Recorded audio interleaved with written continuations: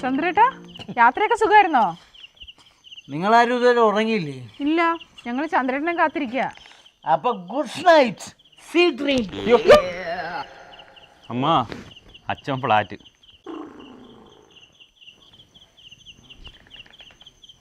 ആ, മാമന്റെ കാര്യത്തിലും തീരുമാനമായി.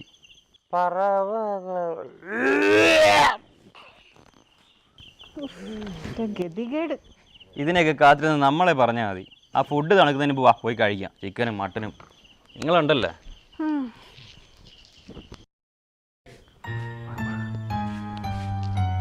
അമ്മ, അത് നോക്കമ്മ, അച്ഛൻ വന്നിട്ട് കഴിക്കാമെന്ന് പറഞ്ഞ് വെച്ചിരുന്ന സാധന പൂച്ച കൊണ്ടുപോയി. യോഗം, അത് പൂച്ചയ്ക്കാ. ഈ വയറ്റി ഭാഗ്യം എന്ന് പറഞ്ഞ സത്യമല്ലേ അമ്മ? ആ ഭാഗ്യം ഇന്ന് പൂച്ചയ്ക്കാണെന്ന് കരുതിയാ മതി.